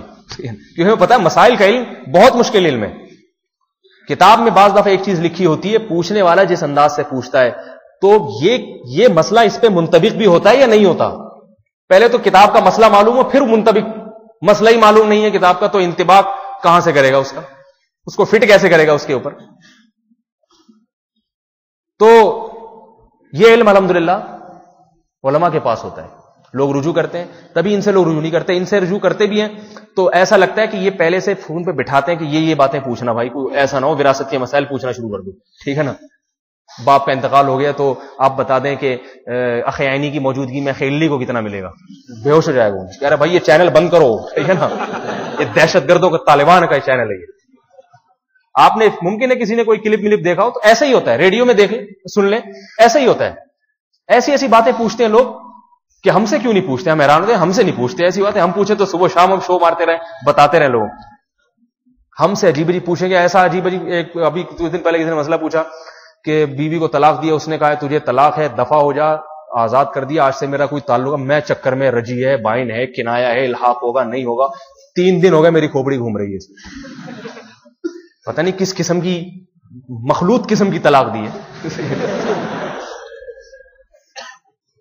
میں تو سوچ رہا تھا بھائی ان باتوں کو چھوڑ, شادی کہیں اور کر لے, احتیاط اسی میں. لیکن بہرحال جواب ہمارے ذمہ ہے. یہ ہم اور آپ کا کام ہے یہ, کیونکہ یہ علم اللہ نے ہمیں اور آپ کو دیا ہے. اگر ہم جاہل بھی ہوتے ہیں تو تحقیق کر کے تو بتا دیتے ہیں نا. ان لوگوں میں بیچاروں میں اتنی صلاحیت بھی نہیں ہوتی کہ تحقیق کر کے بتائیں. صحیح ہے نا, تحقیق کر کے بھی نہیں بتا سکتے. تو بھائی بات مختصر, اپنی قدر کریں آپ لوگ, اور اس علم میں محنت کے ساتھ اس علم کو حاصل کریں, صلاحیت پیدا کرنے کی کوشش کریں. ہمارے طلبہ طلب علمی کا دور گپوں میں گزار دیتے ہیں. کچھ چیزیں ایسی ہیں, میں جلدی بتا دوں نمبر لگا کے, وہ طالب علم کو علم حاصل کرنے سے روک دیتی ہیں. کتنا ذہین, کتنا باصلاحیت طالب علم ہو, اگر وہ چند باتوں کا اہتمام نہیں کرے گا. حضرت مفتی لبابت صاحب سے بھی آپ سنتے رہتے ہیں, میں انہی کی تکرار کر رہا ہوں, ہمارے اکابر سے بھی انہی کی باتوں کو میں اپنے انداز سے بیان کر رہا ہوں, باتیں وہی ہیں ساری, تو ترتیب شاید تھوڑی آگے پیچھے ہو جائے. وہ چند باتیں ایسی ہیں جو ہم اپنے اکابر سے سنتے آئے ہیں. ان چند باتوں کی طالب علم اگر احتیاط نہ برتے تو وہ علم حاصل نہیں کرتا, اور اگر کر بھی لے تو اس کا علم ضائع ہو جاتا ہے. وہ چند باتیں جلدی مختصر. پہلی بات تو یہ کہ گناہ کبیرہ سے بچنے کا اہتمام. سمجھ رہے, صغیرہ چھوٹی موٹی طلبہ سے تو زیادہ ہی ہوتی ہیں. چھوٹی موٹی خطائیں تو اللہ خود فرماتے ہیں ان تجتنبوا کبائر ما تنہون عنہ نکفر عنکم سیئاتکم. البتہ صغیرہ پر اصرار اگر ہو جائے, بار بار وہ صغیرہ ہے, تو وہ کبیرہ بن جاتا ہے. کبیرہ پر یہ تو سب کو الحمدللہ معلوم ہے مسئلہ کہ کبیرہ گناہوں سے اجتناب ضروری ہے. دوسری چیز, طالب علم یہ اپنے ذہن میں رکھا کرے کہ میں اس مدرسے میں آیا کیوں ہوں. سمجھ رہے, میں یہاں پہ آیا کیوں. یہ بات جب تک ذہن میں رہے گی نا تو سیدھا سیدھا چلتا رہے گا. اگر وہ کہے میں یہاں پہ اچھی چائے پینے کے لیے آیا ہوں, تو اسے کینٹین پہ اعتراض ہوگا, چائے میں پتی کم ہے, پکاتے صحیح نہیں. اس کو اعتراض اس کو ہونا چاہیے, اس کا حق بنتا ہے اگر وہ چائے پینے کے لیے آیا. سمجھ آ رہی ہے بات.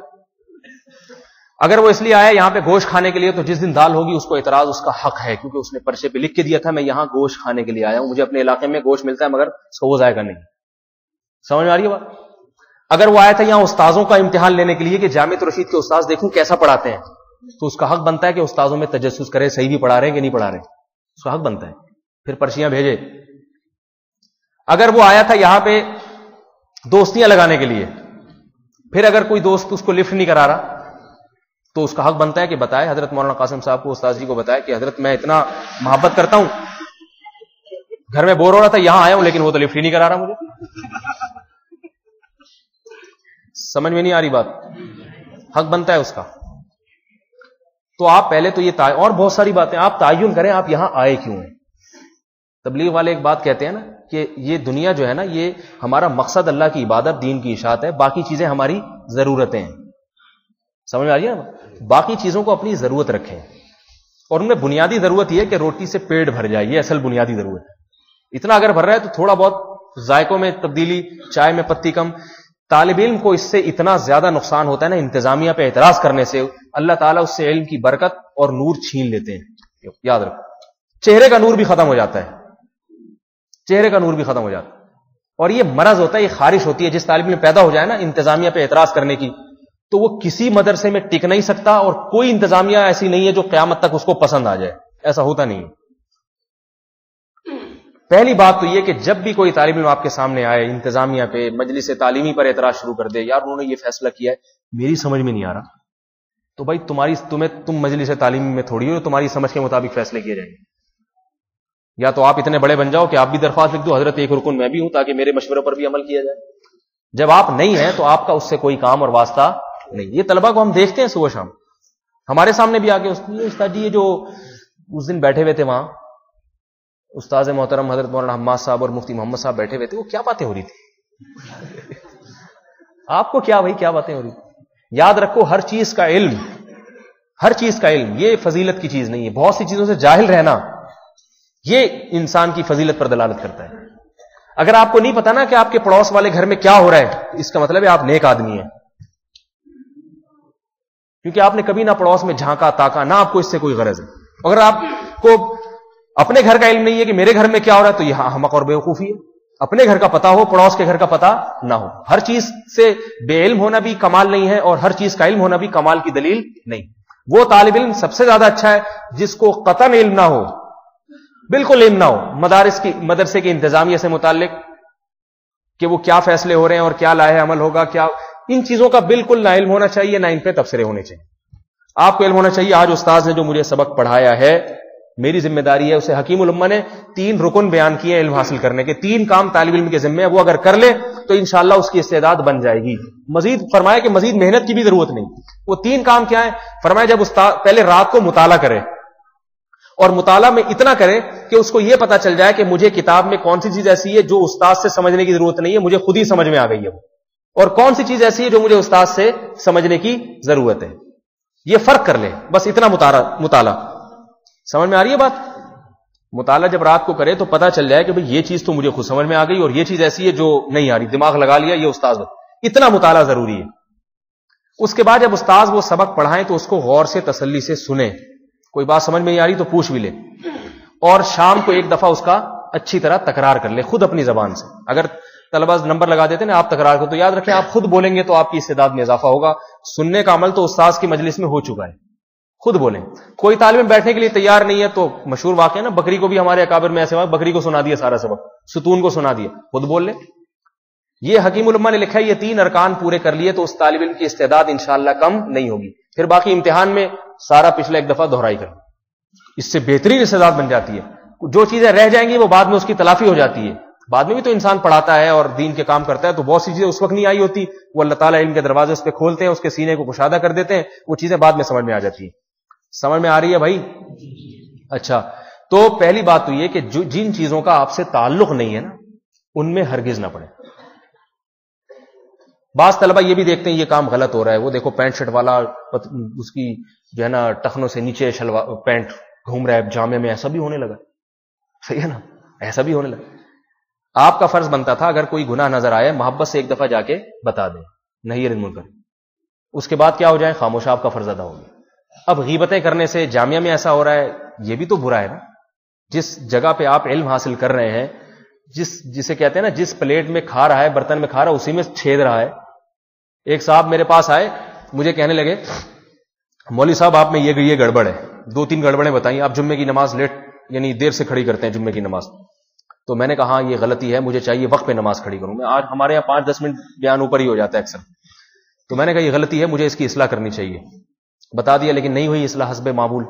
अगली दफा फिर हुआ बयान, फिर 5-10 मिनट खींच गए हम, फिर हुआ, फिर खींच गए, फिर हुआ आया मौलवी साहब आप में ये बात गलत है, ये इसकी इस्लाह होनी चाहिए। मैंने कहा होनी चाहिए, आप सही कह रहे हैं, लेकिन हो नहीं पा रही।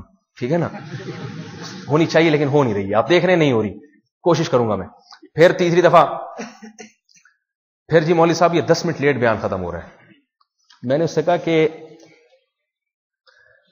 मैंने उससे एक बात की, मैंने कहा आपकी बेगम साहिबा जो हैं आपकी बात 100% मानती हैं, हर बात अमल करती हैं? कह रहे हैं नहीं। मैंने कहा फिर आप बर्दाश्त करते हैं, ये समझाते रहते हैं सुबह शाम रोजाना बैठ के उसको। बेगम साहिबा में अगर गलती हो तो जिस दिन से आई थी उस दिन से अब तक समझा रहे हैं, आपने कंप्रोमाइज कर लिया भाई ये नहीं सही हो रही, बैठ गए आराम से। कह रहे हैं आप बहुत सारी बातें मैंने कहा मुझे भी बर्दाश्त कर ले भाई। मैंने कहा मैं ये तो कभी नहीं कहूंगा कि लेट बयान खत्म करना ये कोई अच्छा काम है, मैं गलती पे अड़ूंगा नहीं, गलत है। लेकिन मैंने कहा अगर आपका ख्याल ये है कि आप मेरा बयान सुन रहे हैं, आपको फायदा हो रहा है, तो जिससे आपको इतने फायदे हो रहे हैं उसकी 2-3 गलतियों को बर्दाश्त करें, यह आपकी जिम्मेदारी है। देखो मौलवी अपनी गलती को भी कैसे दलाइल से साबित करता है।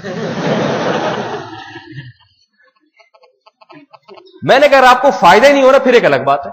अगर आपको मुझसे फायदा आपके ख्याल में और हो रहा था, वो कहता है मेरे बड़ा फायदा हुआ, दाढ़ी रख ली और मालूम नहीं औरतों ने, घर की औरतों ने पर्दा कर लिया वगैरह वगैरह, बड़े फायदे हुए। मैंने कहा जहां इतने फायदे हो रहे हैं तो थोड़ी सी गड़बड़ें बर्दाश्त कर लें आप। लेकिन जिसको ये तबीयत में ये मिजाज हो जाए ना, उसमें बर्दाश्त नहीं होती। फिर एक दिन आ गया जुम्मे में, जुम्मे के मौलवी साहब आपने फिर 10 मिनट। मैंने कहा मैं आइंदा 15 मिनट लेट बयान खत्म करूंगा। मैंने कहा अब आपके पास 2 ऑप्शन है, 2 इख्तियार हैं, या तो मुझे आप इमामत से निकाल दें, मैं जाने के लिए तैयार हूं, आई बात समझ, या फिर ये मुसीबत बर्दाश्त करें आप, दोनों में से। मैंने कहा इसके बाद मुझे नसीहत की तो सब लोगों के सामने पकड़ के मैं मारूंगा, सबके सामने। मैंने कहा ये बुराई मुझ में है, बर्दाश्त करो, सही है ना, या फिर मुझे बता दो मैं चला जाता हूं, आप दूसरा इमाम ले आए। जाहिर है वो इसलिए नहीं लाए कि उनको पता था दूसरे में ऐसा ना वक्त पे तो हो जाए लेकिन कुछ और चीज उसमें ना निकल आए। उनको भी पता होता है सारे सही नहीं होते, सारे मुकम्मल सही नहीं होते, कुछ ना कुछ बर्दाश्त करनी पड़ती है। हजरत उस्ताद साहब से एक दफा हमने एक मलफूज सुना और खुदा की कसम उस मलफूज का इतना फायदा हुआ, हर शोबे में फायदा हुआ। बाज दफा उस्ताद साहब ऐसे आम लबो लहजे में और ऐसे अंदाज से भी नहीं कि कोई बहुत अहम बात हो बयान कर देते हैं, लेकिन वो सोने पे लिखने के काबिल होती है। एक दफा उस्ताद साहब ने तलबा को जमा किया, बहुत पुरानी बात है, और कहा कि किसी से इस्तिफादा हासिल करने के लिए अगर आप किसी से कुछ सीखना चाहते हैं तो सबसे पहली सिफत क्या होनी चाहिए, सबसे ज्यादा क्या सिफत होनी चाहिए इंसान में कि वो उसके बगैर कभी भी नहीं सीख सकता। तो मेरे जहन में उसका जवाब आ गया, मैंने हाथ खड़ा किया, उस्ताद साहब की बरकत थी, बैठे हुए थे, इसी जहन में आ गया। मैंने कहा हौसला होना चाहिए गलतियां बर्दाश्त करने का अपने बड़ों की। उस्ताद साहब ने बड़ी शाबाश दी, फरमाया बिल्कुल सही, फरमाया जिसमें हौसला नहीं है ना और छोटी छोटी गलतियों को पकड़े बैठा रहता है, वो दुनिया में किसी से कहीं भी कुछ भी नहीं सीख सकता, किसी भी वक्त नहीं सीख सकता। समझ में आ रही है बात? सारी दुनिया का निजाम हौसले पे ही चल रहा है। आप लोग तो सारे कंवारे हैं ना, जो शादीशुदा लोग हैं, उनसे पूछो कितने परेशान है बीवियों से। मैं उनसे कहता हूं तलाक क्यों नहीं दे देते, कहते हैं भाई बच्चे हैं यार, फिर दूसरी पता नहीं मिले नहीं मिले, इससे भी खराब ना मिल जाए। तो मैंने कहा यही सोच के ना कि बड़े जरर से बचने के लिए छोटे जरर को, उसी को आदमी को मैंने मिसाल दी, छोटे जरर को बर्दाश्त कर रहे हो तो यूं समझो कि मौलवी साहब के बड़े जरर से बचने के लिए हम ये छोटा 10-15 मिनट लेट वाला जरर बर्दाश्त कर रहे हैं। फिर मैंने उसे वाकई भी सुना, एक मैं न्यू कराची में इमामत किया करता था, वहां भी मैं 5-10 मिनट खींच लेता था, सही है ना, बल्कि वहां तो सिर्फ 5 मिनट खींचता था, क्यों वहां बहुत ज्यादा सख्ती थी, थोड़ा सा असर हो गया मुझ पर, तो 5 मिनट से ज्यादा जुम्मे की नमाज में ताखिर नहीं होती थी, लेकिन 5 मिनट हो ही जाती थी। कमेटी के सदर साहब समझाते रहे, मैंने फिर उनको यही कहा, मैंने कहा भाई मैं तो ऐसा ही, गलत है जरूर, कोशिश करनी चाहिए। तो उसने मिसालें दी, हमारे अकाबिर वक्त के कितने पाबंद थे, हजरत मुफ्ती तकी उस्मानी साहब की मिसालें दी, हजरत मुफ्ती तकी साहब से बैत था वो, फिर हजरत यूसुफ जहानवी साहब की, फिर हमारे हजरत की मिसाल, हमारे हजरत तो वक्त के बड़े पाबंद है। मैंने कहा सारे मेरे अकाबिर, इनकी सारी मिसालें बिल्कुल दुरुस्त और बिल्कुल ऐसे ही होना चाहिए, मैं कोशिश करूंगा, हो गया तो ठीक है, नहीं हो तो बर्दाश्त करो, हो गया तो ठीक है, नहीं है तो क्या करो, बर्दाश्त करो। फिर कोशिश की लेकिन नहीं हुआ, 5 मिनट तो खिसक ही जाता है भाई, अब कैसे वो ब्रेकें लगे। پھر مجمع بھی آخر میں گرم، یعنی جمعے کی تقریروں میں مجمع بالکل آخر میں ہوتا ہے جو جوش خروش کے ساتھ بیٹھا ہو. اب وہ آیا میرے پاس، پھر میں نے کہا بھائی جان اب میرے پاس یہی ہے کہ آپ یا تو مجھے چلتا کر دیں، میں جانے کے لیے تیار ہوں، لیکن یہ مجھے بار بار نصیحت، بار بار اس سے بغض حسد کینہ پیدا ہوتا ہے، انسان کا دل خراب ہوتا ہے. دیکھ کے راستہ بدل، جب وہ کہیں ایسے آ رہا ہوتا تھا نا، میں دوسری گلی میں، مجھے پتا تھا اب یہ مجھے سمجھائے گا، اب مجھے ٹوک کے سمجھائے گا مولوی صاحب یہ کیوں ہے. بالآخر انہوں نے مجھے چلتا کر ہی دیا کہ جی آپ خود ہی راضی نہیں ہے تو ہم بھیج دیتے ہیں. اللہ کی قدرت، جس جمعے کو میں جا رہا تھا تو پھر انہوں نے دوسرے مولوی صاحب کو بلایا. میرا ارادہ تھا گلشن اقبال میں جمعے کی نماز لیٹ ہوتی تھی وہاں پڑھنے کا، تو میں سامان سمیٹ رہا ہوں، مجھے مولوی صاحب کی تقریر کی آواز آ رہی تھی. جن مولوی صاحب کو وہ لے کر آئے نا، انہوں نے 15 منٹ پہلے بیان ختم کر دیا، کیونکہ وہ بےچارے ان کے پاس بولنے کے لیے مواد ہی نہیں آ رہا تھا. صحیح ہے. اب بیان ہوتا تھا 1 گھنٹہ، اب وہ 1 گھنٹہ وہ ان سے وہ سارا جو مطالعہ کر کے آئے تھے وہ ہو گیا ختم. اب وہ مزید کیسے بولیں 15 منٹ، تو وہ بےچارے کافی سوچتے رہے کیا بولوں، جو مطالعہ کیا تھا وہ ہو گیا ختم. تو اب خاموش بیٹھنے سے بہتر ہے چلو جی بسم اللہ کرو. اب لوگوں کا ہجوم باہر، بھائی یہ اتنے لوگوں کی جماعت نکل گئی. مجھے خیال آیا دیکھو میں 5 منٹ لیٹ برداشت نہیں ہو رہا تھا، یہ 15 منٹ جو ہے نا تاجیل برداشت ہو گئی ان سے. یہ صرف واقعہ برائے واقعہ نہیں ہے، آپ لوگوں کو سبق دلانے کے لیے.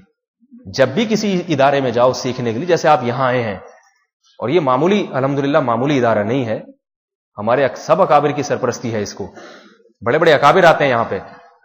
تو آپ لوگ اپنے اندر حوصلہ پیدا کریں. اول تو خامی ہوتی نہیں ہے، آپ کو نظر آ رہی ہوتی ہے، لیکن اگر کوئی خامی ہے آپ بولیں اتنی ساری خوبیاں ہیں. میں آپ کو بتاؤں صرف یہ احسانات، یہ بجلی جو دی جا رہی ہے، اتنا پیارا ماحول، باہر سے کوئی آتا ہے جامعہ کا ماحول دیکھ کے خوش ہوتا ہے، وہ کہتا ہے یہاں تو مفت میں کوئی ہمیں ڈالنے کے لیے، یعنی ویسے ہی رکھنے کے لیے تیار ہو جائے.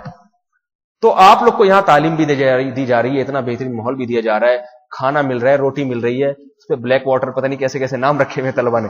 دن میں نے کہا آج کیا آپ کہہ بلیک واٹر ہے، مجھے سمجھ میں نہیں آ رہا یہ بلیک واٹر کیا ہوتا ہے. چلو خیر مزہ ہے، یہ تو مزاح کی بات ہے، لیکن بعض ویسے ہی باتیں کرتے ہیں. کبھی اس کے کان بھرے یار یہ کھلا رہے ہیں، یوں کر رہے، پیسہ اتنا آتا ہے پتہ نہیں کہاں جاتا ہے. آپ کو کیا اس سے بھی پیسہ کہاں سے آتا ہے کہاں جاتا ہے، آپ کو اس سے کیا کرنا. کتنا بدترین حرکت ہے. بعض طلبہ کو استاذوں کے وظائف کی بحث ہوتی ہے کہ یار ان کو کتنا ملتا ہے، ان کو کتنا. یہ گھٹیا حرکتیں ہیں.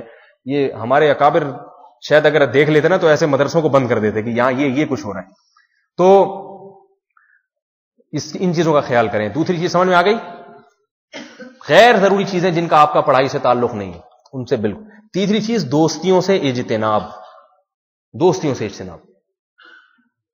حضرت شیخ الحدیث کی آپ نے پڑھی ہے نا سوانے، ایک نماز میں کسی کے ساتھ نظر آ جاتے تھے نا، دوسری میں اسی کے ساتھ، تو ابا پوچھتے تھے یہ تمہارا کیا لگتا ہے، ظہر بھی اسی کے ساتھ عصر بھی اسی کے ساتھ، کیوں ہوئی، کیوں دوستی ہوئی.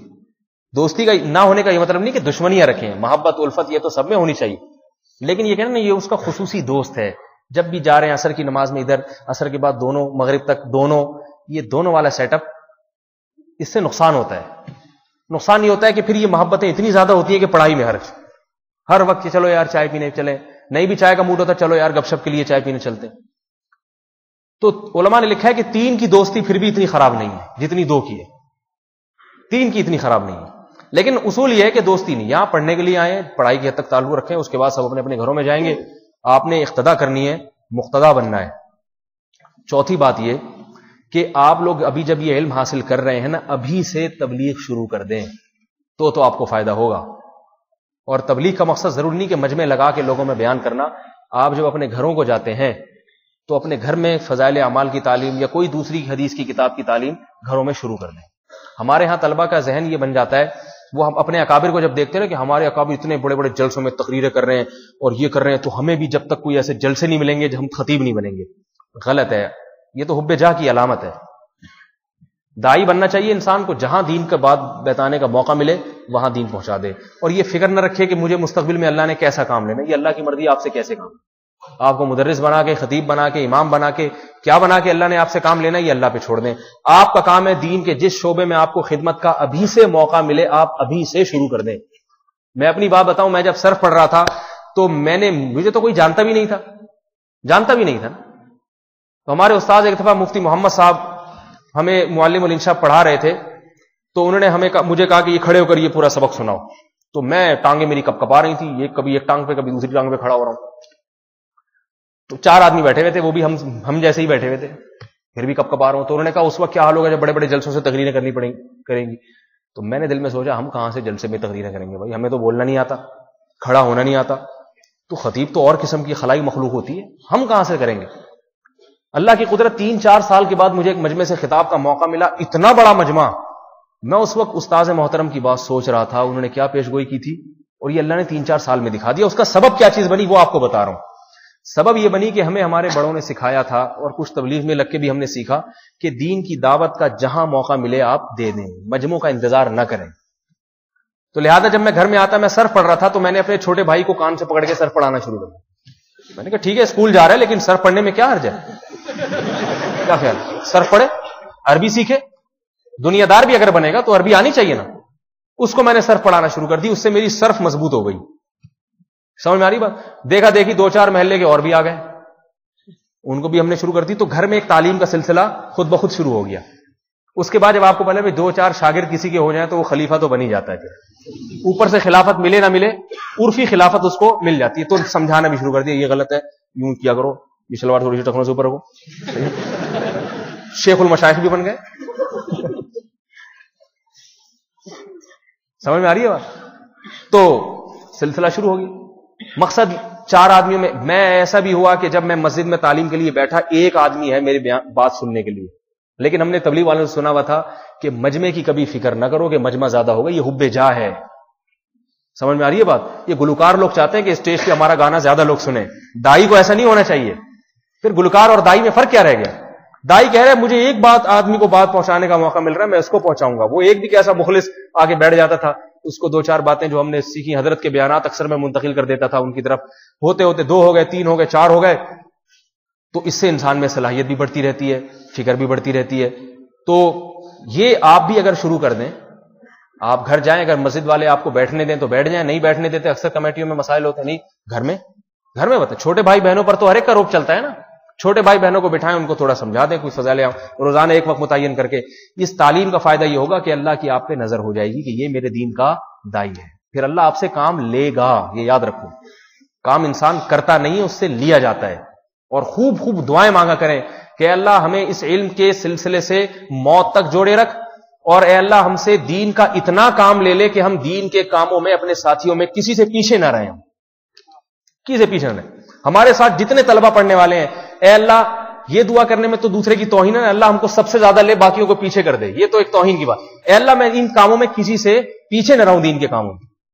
یہ دعا اور یہ تھوڑا سا اہتمام تبلیغ کا, دعوت کا, یہ ابھی سے شروع کر دیں گے تو انشاءاللہ دیکھیں گے آپ کے علم میں. ہمارے طلبہ کی ایک روٹین ہوتی ہے نا, تو وہ بیچارے اپنی یہی بھول جاتے ہیں میں یہاں آیا کیوں تھا. انسان کی فطرت ہے, جب ایک ترتیب پہ چلتا رہتا ہے نا, سب کی ایک ترتیب ہے, صبح اٹھیں گے, شروع میں جب آتے ہیں نا, اچھا علم حاصل کرنے کے لیے آئے ہم.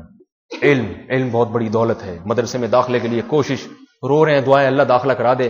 میں بھی چاہتا ہوں نور کے ممبروں پہ ہوں قیامت کے دن. بڑا جذبہ آیا, 2-4 دن بڑا مزہ آیا. اس کے بعد روٹین, ایک ہی روٹین ہوتی ہے, صبح اٹھا بھائی وہ آیا, اڑ جاؤ بھائی نماز پڑھنے, اٹھے سیدھا بیت الخلا, بعض شلواریں کندھے پہ رکھ کے, بعض بغیر شلواروں کے, بیت الخلا سے نکلے وضو خانہ سے نکلے, مسجد میں نماز پڑھی, اس کے بعد تھوڑا اونگنے لگے, پھر ناشتہ, پھر کلاس کا ٹائم ہوا, بیٹھ گئے. وہی پتہ ہے کہ اب ظہر تک سے پہلے چھٹی نہیں ہوگی. پھر ظہر میں پھر اٹھے, نماز پڑھی, پھر اپنی وہ سونے کی ترتیب, کھانے کی ترتیب, اس کے بعد پھر تکرار, مطالعہ. تو 3 دن 4 دن 5 دن 1 سال 2 سال 3 سال میں آدمی اپنی تعلیم کا مقصد تو کیا, پیدائش کا مقصد بھول جاتا ہے. میں دنیا میں آیا کیوں تھا, یہ سب کیا ہے, بھول جاتا ہے یہ کیا ہے. وہ کہہ رہے بس یہ ایسے ہی ہے, ایک چیز پہ چلتا رہے نا انسان, بھول جاتا ہے. نہیں آئی سمجھ میں, بھول جاتا. تبھی ہمارے طلبہ شروع میں بڑا اچھا جذبہ, اس کے بعد ان بیچاروں کو یہ نہیں پتا ہوتا ہم یہاں پیدا کیوں ہوئے, ہمیں اللہ نے پیدا کیوں کیا ہے. ہم کو اتنا تو پتا ہونا چاہیے نا. چلو یہ نہیں پتا ہم جامعہ میں کیوں پڑھ رہے ہیں, یہ بھول گئے, لیکن پیدائش کا مقصد ہی بھول جاتے ہیں. نہ دین کے نہ دنیا کے کسی کام کے نہیں رہتے. صحت دیکھو کتنی اچھی ہو جاتی ہے, پھر کیوں اچھی ہو جاتی ہے؟ اس لیے کہ ایک عالم سے میں نے پوچھا, حضرت یہ ہمارے جو طلبہ ہیں یہ فراغت کے بعد سارے موٹے تازے کیوں ہو جاتے ہیں؟ انہوں نے کہا اصل بات یہ کہ انسان کی صحت کمزور ہوتی ہے 2 چیزوں سے, یا تو دنیا کی فکر سے یا آخرت کی فکر سے. تو ہمارے طلبہ جب مدرسوں میں آتے ہیں دنیا کی فکر تو رہتی نہیں اور آخرت کی پیدا ہوتی نہیں, نتیجہ یہ موٹے ہو جاتے ہیں. تو کسی کام کے نہیں رہتے بیچارے, پیدائش کا مقصد بھول گئے. تو اس لیے آپ یہ مقصد تازہ کرنے کے لیے جو پڑھ رہے ہیں ان میں جو عوام کے کام کی باتیں ہیں, وہ میں تو آپ کو صحیح بات بتاؤں, اصول شاشی کا سبق اپنے بڑے بھائی کو جا کے سناتا تھا. اب سوال پیدا ان کی کیا سمجھ میں آئے گا, لیکن ہم اس کو ان کے اسٹائل میں پیش کرتے تھے کہ میں بتاتا تھا دیکھو مجتہدین کی صلاحیت کیسے ہوتی ہے. قرآن کی یہ آیت ہے قرآن مجید کی, اس میں امام شافعی کا یہ مذہب ہے. ایک آپ اس کو ایسے انداز سے پیش کر سکتے ہیں جس سے دلچسپی پیدا ہو جائے. مثال کے طور پر ایک دفعہ چند لوگوں کا مجمع تھا, لوگ تھے, دوست احباب تھے ہمارے, بیٹھے ہوئے گپ شپ ہو رہی تھی. تو میں نے کہا دیکھو فقہا کیسی دلچسپ بات کرتے ہیں. طلب علمی کا دور تھا. میں نے کہا فقہا کا ذہن بڑا تیز ہے. کہتے کیسے بھائی؟ میں نے کہا دیکھو ایک میاں بیوی اگر دونوں کافر ہوں اور دونوں میں سے ایک ہو جائے, آج ہی طلبہ نے ہدایت میں پڑھا ہے نا مسئلہ, دونوں میں سے ایک مسلمان ہو جائے, دونوں میں سے ایک کیا ہو جائے؟ مسلمان. تو امام شافعی فرماتے ہیں نکاح ٹوٹ گیا.